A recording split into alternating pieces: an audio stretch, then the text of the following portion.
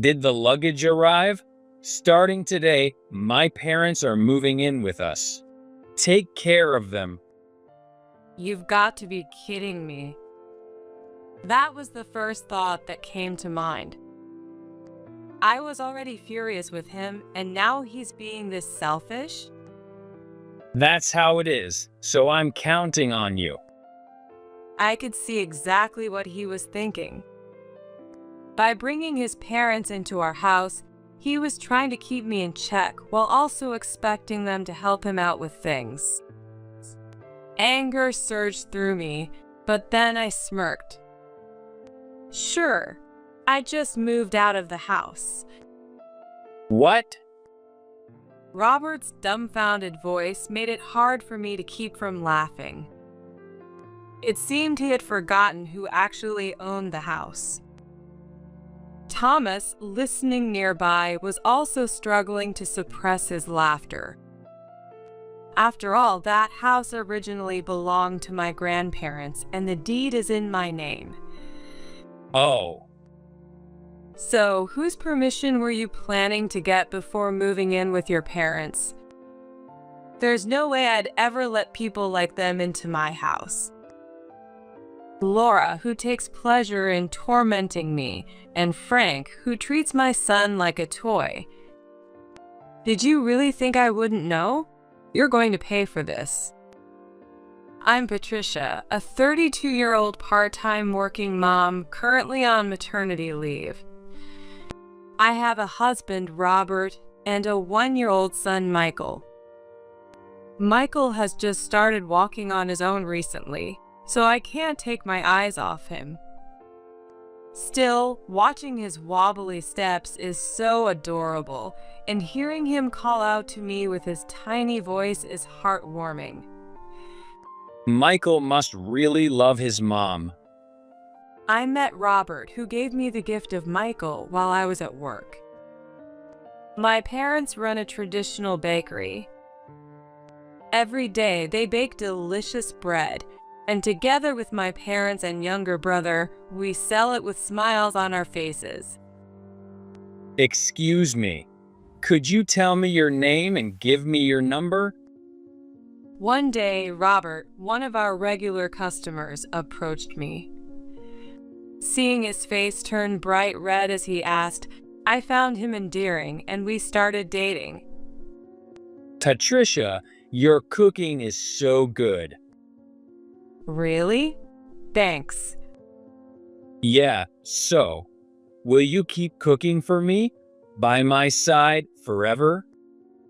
And that's how we ended up happily married. My parents were thrilled about our marriage, but my much younger brother, Thomas, had a constantly serious look on his face. Even so, he didn't openly oppose it, and I believe he was happy for us in his own way. Thomas is going to take over the family bakery, and if you live with us, Robert might feel a bit stressed. With my dad's suggestion, we moved into the house that had belonged to my late grandparents, and the three of us live there now. We plan to watch Michael grow up together in this house. One day, I went out shopping with Michael. He held my hand tightly and tried his best to walk with his tiny, unsteady steps. Oh, Michael. He came along with me. Come on, say hi to Grandma. Hi, Michael. When I bought bread at my parents' bakery, my parents and the regular customers greeted Michael warmly, all with big smiles. Michael, who wasn't shy around people, just smiled back at everyone. The bakery and our house are about an hour away by car, so we visit my parents' place about once a month. After a pleasant day with Michael, we returned home, only to find the front door unlocked. Could it be? When I opened the door, I saw a pair of familiar shoes. I sighed, realizing what was going on. I've asked you to let me know before coming over, haven't I, Laura? Oh, finally back, are you? Where have you been? Ignoring my words, Laura, Robert's mom, was lounging on the couch watching TV. She had likely used the spare key Robert had given her to let herself in. No matter how many times I've asked her to stop doing this, she never listens. I sighed again. Hurry up and stop daydreaming. Get the chores done. I'll take care of Michael. Saying that, Laura took Michael from me and told me to clean up the trash from the snacks she had eaten. Honestly, I wish she'd clean up her own mess and not touch Michael with her sticky hands. But when I pointed that out to Laura, she grumbled. You're the daughter-in-law. Are you saying I'm dirty or something? Then Laura made a show of saying to Michael, Oh dear, your mom is so scary. Laura, please don't say weird things to Michael. I retorted and took a sleepy Michael to his room. After that, I went back to doing chores while enduring Laura's snide comments. Frankly, I'd prefer to just ignore Laura, but if I take my eyes off her, she tries to leave the house with Michael. Dealing with someone like you is so dull. I'll head home for today. With that, Laura left. Honestly, I was relieved, so I saw her off with a smile. Laura really is a handful. I muttered to myself as I finished the chores I had left undone. I understand that Laura wants to see Michael, her only grandchild. However, Laura comes to our house almost every day, uses the spare key, and lets herself in without permission, which I really want her to stop doing. Hey, it's time to take the spare key away from Laura. Why? After Robert came home, I told him about Laura's behavior. Even after hearing me out, Robert looked uneasy. I glared at him. If you don't take the spare key away from Laura, I'm going to change the locks. And when I do, you're not getting a new key. All right, fine. I'll take the key back from Mom. Happy now? When I pressed him firmly, Robert reluctantly promised. I thought things would get better, but that promise was soon broken. Can you come with me to my parents' house? I'm going to take back the spare key. Robert asked me this on the weekend. Honestly, I didn't want to go, but I thought it would be better to witness the moment myself. So I decided to bring Michael and go to his parents' house. You're finally here. I've got plenty of chores for you, so get to work already. We'll take care of Michael. As soon as we stepped inside their house, Michael was snatched away by Robert's parents, Laura and Frank, while I was saddled with their housework. I glanced at Robert, but he stubbornly avoided looking at me. I've been tricked. He set me up. I thought as much, but being outnumbered 3-1, I had no choice. Besides, I didn't want to stay in this dusty, messy house any longer than necessary, so I decided to quickly finish the chores. While I was cleaning, I heard Michael crying loudly. Michael, what happened? I rushed over in a panic and found Michael crying and struggling in Frank's arms. Seeing him reaching out to me, I immediately took Michael from Frank's arms. What did you do to Michael? Calm down. We didn't do anything. Yeah, nothing happened. I glared at them, and Robert, who had been practically invisible, reluctantly explained what had happened. Apparently, when Michael tried to follow me, Frank grabbed him, forcibly picked him up, and stopped him. Even though Michael wanted to come to me, Frank ignored his feelings and started playing with him, swinging him around. That's why Michael ended up crying loudly, which is when I rushed over. Michael sure is a crybaby for a boy. Exactly. Raising him with an incompetent wife will do that. Maybe he should just stay here. I can't leave Michael in a place like this. Excuse me. I hugged Michael tightly and left the house immediately. I should never have trusted Robert's words. I'm so sorry, Michael. Once we got home, I laid a tearful, exhausted Michael down to sleep. Afterward, I called my mom to vent and share everything that had happened. Meanwhile, there wasn't a single call from Robert, who was still at Laura and Frank's house. About an hour later, the doorbell rang. Patricia, can I come in for a bit? Thomas, what's going on all of a sudden? Mom told me to come check on you. Here, I brought a little something. It was Thomas standing there with some bread from the family bakery. Thomas then offered to take over the chores, saying I must be tired. He also played with Michael without a hint of annoyance, and thanks to Thomas, both Michael and I felt much better. You really saved me, Thomas. Don't mention it. We're family. It's the least I can do. Oh, and Mom wanted me to tell you, you're always welcome to come back home. Hearing that, I felt a deep sense of relief, realizing how comforting it was to have a family I could rely on. Robert came home a few hours after Thomas left. Apparently, he had stayed at his parents' place for dinner before returning. This time, both Michael and I were really hurt. I'm really sorry, but Mom and Dad didn't mean any harm. Michael was crying.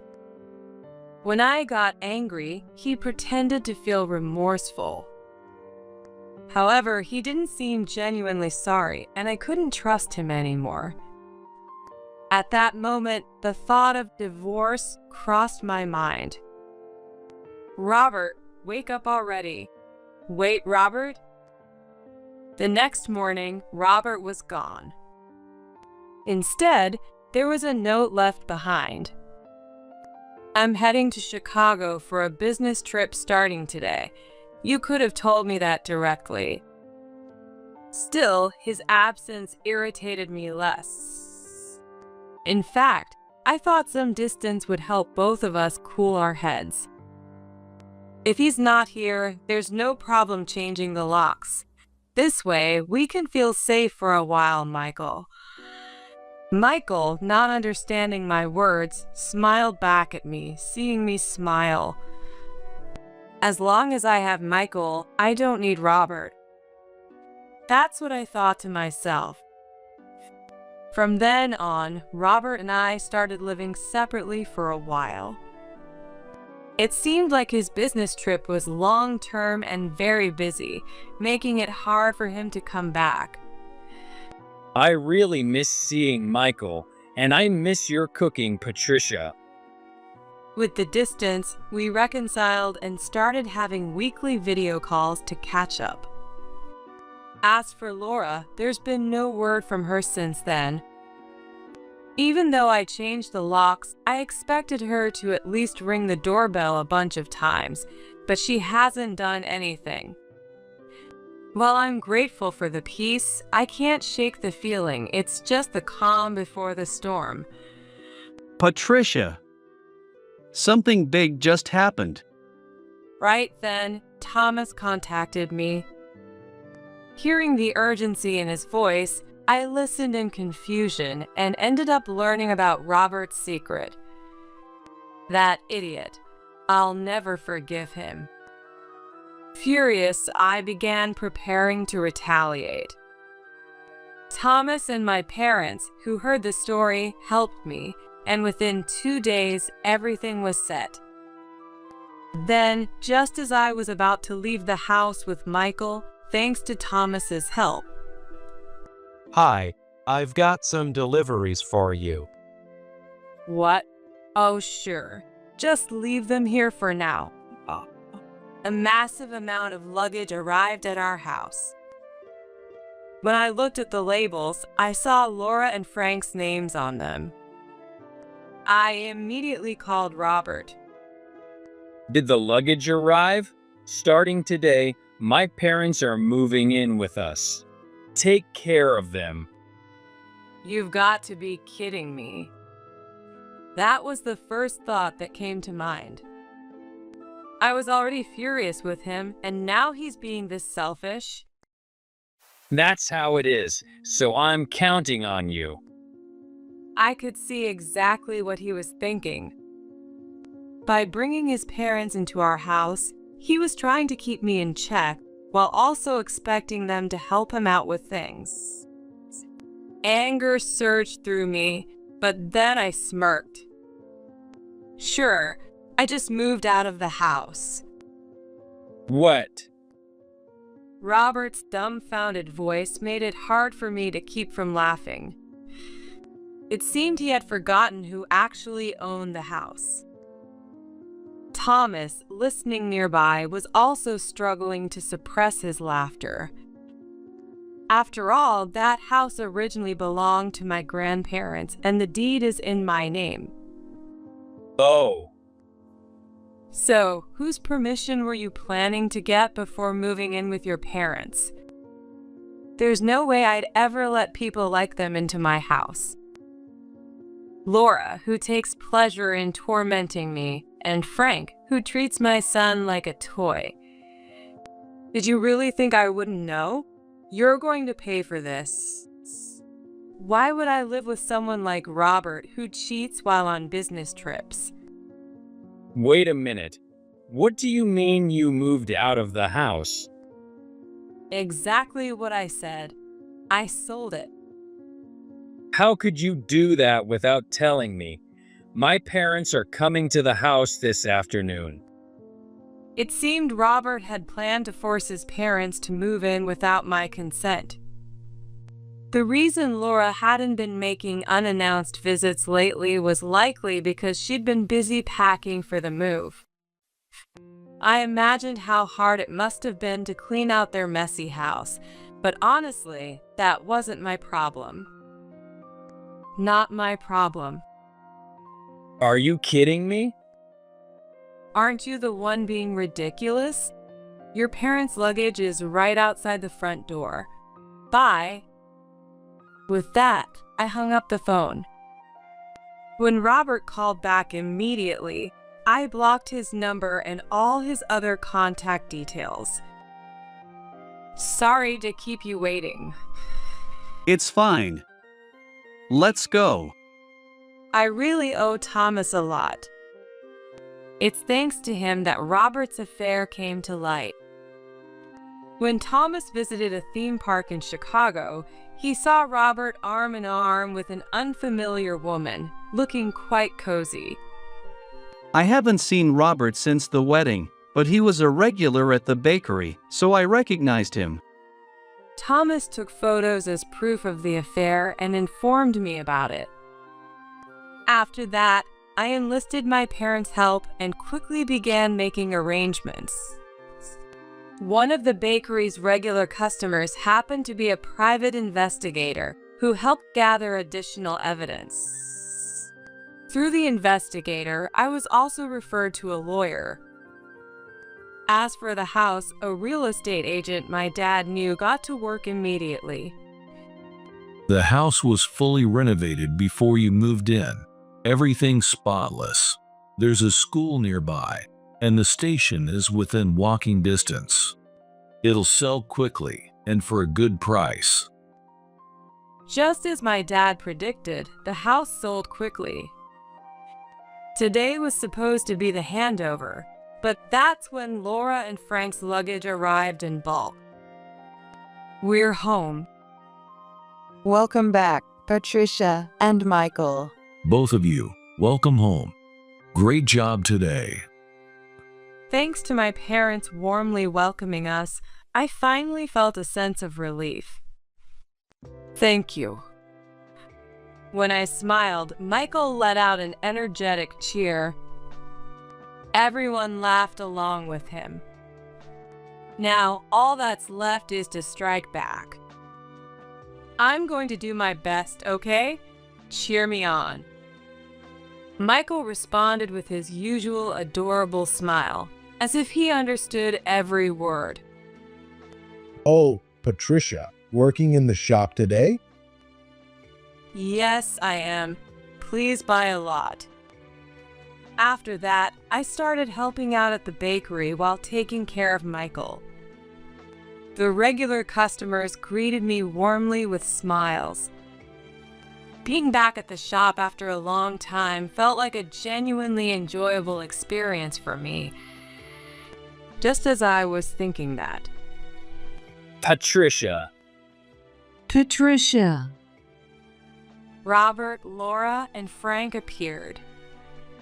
I stopped what I was doing, handed Michael over to my mom, and faced them. This isn't the place for this. Let's step outside to avoid bothering the customers. I don't care about the other customers. More importantly, what do you think you're doing? Oh, and cheating during a business trip isn't selfish? At my words, the regular customers turned cold glares toward Robert. Noticing this, he went quiet for a moment. We sold our house to move into that one. Where are we supposed to live now? And according to Robert, you're the one cheating Patricia. Laura and Frank shouted, trying to shift the blame onto me. I was stunned by Frank's claim. There was no way I could have cheated. I was fully devoted to Michael. What are you talking about? I've never cheated. That's a lie. A young man was seen leaving our house. The only young man coming in and out of that house is my brother, Thomas. What? Your brother, Thomas? I told you before, didn't I? I have a much younger brother. As we were talking, Thomas poked his head out from the back of the shop. Seeing him, Robert's eyes widened in shock. It's been a while since the wedding, hasn't it, Robert? Wait, he's really your brother? So, because you thought I was cheating, you didn't even bother to confirm and ended up cheating yourself? Robert's business trip was real. However, during the trip, he got involved with another woman and spent his time nurturing that relationship instead of coming home. And then, you went into debt to spoil that woman, didn't you? What? At my words, Laura and Frank turned their piercing gazes toward Robert. Meanwhile, Robert's face turned pale, and he looked baffled, as if wondering how I knew about it. Unlike you, I did my research. You ran out of money from our joint account and had to take on debt, didn't you? Wasn't it around $20,000? When I checked the account after a long time, I was shocked to see only a few dollars left. Our living expenses were primarily covered by my maternity leave benefits and the salary I earned before taking leave. That money was safely stored in an account I had used since before getting married, which he couldn't touch. As for the joint account, we had agreed to use it to save for Michael's future expenses, and I had been regularly contributing to it. But this is going too far. Then, should we let someone else decide? You decided on your own to move your parents into the house I inherited from my grandparents, which is under my name. Meanwhile, you were on a business trip having an affair and accumulating debt. I got angry, sold my house, and moved back to my parents' place. So, who do you think is in the wrong? At my words, the regular customers glared at Robert and his parents. Realizing they had no ground to stand on, they faltered. "Could you please leave?" I said with a smile, and they hurriedly left the store. After successfully driving them away, the regular customers clapped for me, making me feel a little embarrassed and shy. Afterward, I filed a lawsuit against Robert and his parents for emotional distress caused by their interference in the bakery during business hours.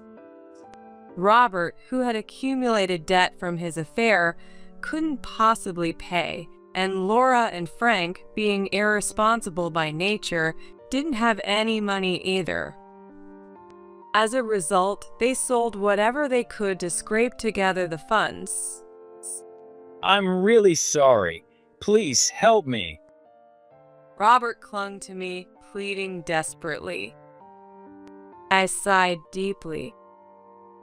"Do you really think I can trust your apologies at this point?" No, but this time, I really.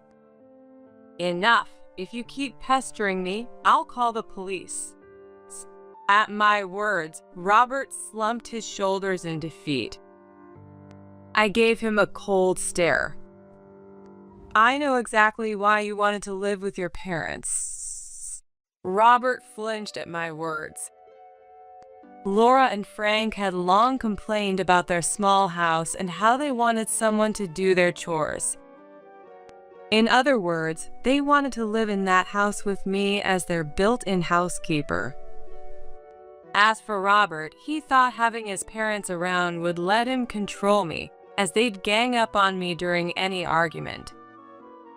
They had even promised to contribute to living expenses, so Robert was likely planning to use the extra money to pay off his debts or spoil his mistress. On top of that, he probably hoped they'd find my old savings account and hand it over to him. Am I wrong in thinking this? How do you know so much? Working in customer service teaches me to observe people, and even though you approached me, I married you because I loved you. When we love someone, we watch them closely and understand how they think over time. Hearing my words, Robert hung his head in silence. And then he tried to lay a hand on me. However, before his hand could reach me, someone stepped in and stopped him. That's going too far. Thomas glared at Robert with a piercing look. Thomas, who has been practicing martial arts for years, has an impressive physique. Seeing Thomas's intimidating glare and feeling his grip on his arm, Robert was completely shaken. Don't ever show your face in front of Patricia again. Thomas shouted, and Robert let out a pathetic sound as he hurriedly left. Thank you, Thomas. Anytime. If anything happens, just let me know. I'll make sure to chase him off. Thomas's smile felt incredibly reassuring. You used to be a crybaby, always hiding behind me. Come on, stop it. I'm an adult now. Besides, I've got people to protect too. That's true. Just make sure you never turn out like him. Thomas laughed confidently at my words. I was sure he'd be able to protect the ones he cared about. Hey, you two, time to get back to work. Coming. Called by my mom, Thomas and I returned to the shop. After that, Robert seemed completely terrified of Thomas and never showed up again. When I sent him divorce papers through my lawyer, he signed them without any resistance. And so, we officially divorced. Actually, the regular customers were so furious about what happened. They said, "How dare he make Patricia suffer like that?" According to my mom, the regulars had been spreading the story of what happened at the bakery. It became a rumor that reached employees at Robert's company.